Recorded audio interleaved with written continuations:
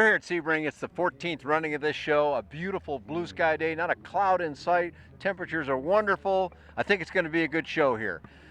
But there's a difference here that I want to talk about. I'm Dan Johnson talking to an old friend in the business, Scott Severance. Scott and I go way back in this trade, but not with this airplane we're standing in front of. So, Scott, what's new with you, U.S. Sport Planes, and Jabiru? Well, thanks. Great to be here, and yeah, what a great show it's going to be this year. Holy cow. So Jabiru, as you know, and many of your subscribers may be aware, I've been a Jabiru Service Center for many years, and I've always appreciated the airplane, and the opportunity came around to be able to become the importer for the Jabiru line of light sport aircraft, and so I got on board with that. And so now this year at Sebring, this is the coming out party for U.S. Sport Planes. This show right here. This show. All right, great. Is being the coming out party for being the importer for the Jabiru light sport aircraft for North America. Pete Karate did a great job with this for many, many years. He's still kind of involved, but he's not involved. So help clarify the muddy water that I just created by saying all that stuff. You bet. Pete is a wonderful guy, and of course have known him for many years, having worked with the airplane.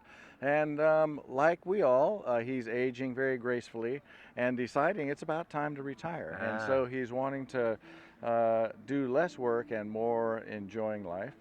Good not for him. Working. Good for him. You better believe it. And so he's got rid of the importing of the light sport aircraft part of the business. And so through a great arrangement, then as a part of this transition, I've taken over the importing of the Jabiru aircraft over in Texas.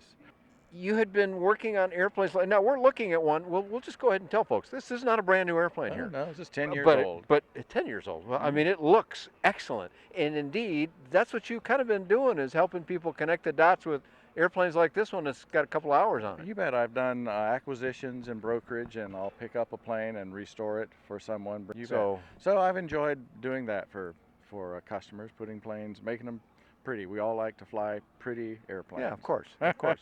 And they are, you know, the nice slippery airplanes. They've always done a nice job. They fly right at the top of the category and things like that. But let's talk a little bit more about now, as you set wheels in motion for it to be U.S. Sport Planes, after you go through this learning experience with Pete and the gang up there in Shelbyville, Tennessee. Sure. You're going to take it all over yourself. You bet. Eventually, that's the plan, isn't Right. it? Okay. Right. And how is that going to go then for someone that says, maybe approaches you at Sun and Fun later this year, Oshkosh even later?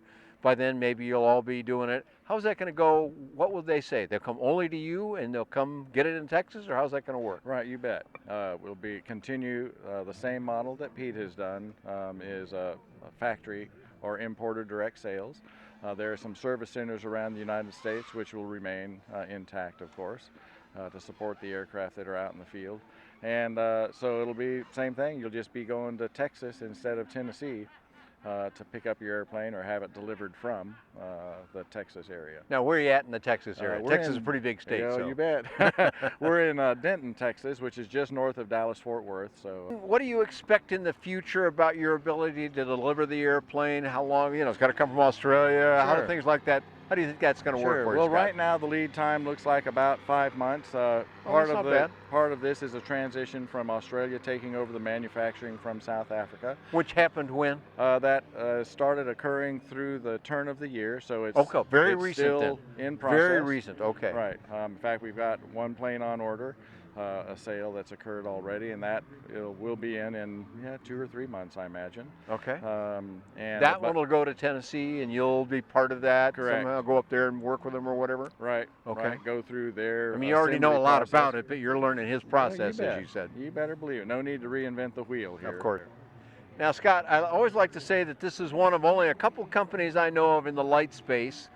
In all fairness, the other one being Sonex. They have their own engine as well. Mm-hmm. But Jabiru is both an airframe company and an engine company. I think most people know that by now, but how is the engine part going to continue to work?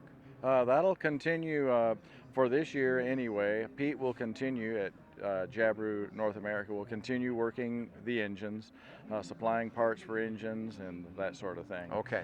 So right now we're just doing airframes, and so you're going to kind of take it in steps then? Yeah. You anticipate later on that you might take that all over? is certainly on the horizon. Yeah, sure. Yeah. Things to decide yet, but You bet. first things first, airframes, get them going. You bet. That's You great bet. stuff. And people have seen you around. They know you from Team. They know you from Indus. They know you from working at U.S. Aviation.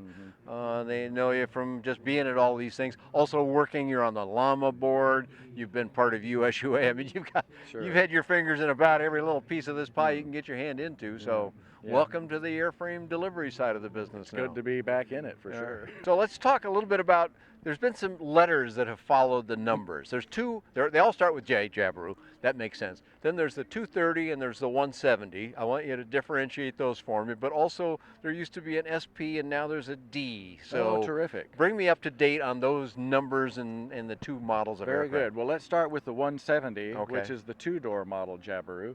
Still very cavernous and one of the most spacious light sports on the market, but it only has two doors, and that's the 170. Then the 230 is the three-door model. Yeah, you can see back here the third door on this airplane, which has always been a nice characteristic. Well, and it's a large door because in Australia, as you may recall, this is a four-seat aircraft. So for the United States market, so that's a people entry door. People entry if this was a four-seat, which would be a kit in Australia. You bet. Okay, got it. So the two seats were taken out for the U.S. market.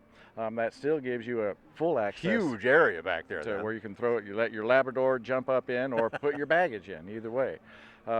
So then there is this is a 230 SP. This one right here, okay. This one right here, and this was the earlier model, and the Jabiru 170 also was in the SP model, and then the now current model is the D model. So there's the D like Delta, okay. J170D and the J230D. The big changes to the D model, and for 2018, are the Garmin G3X touch panel, the 10-inch and the 7-inch there.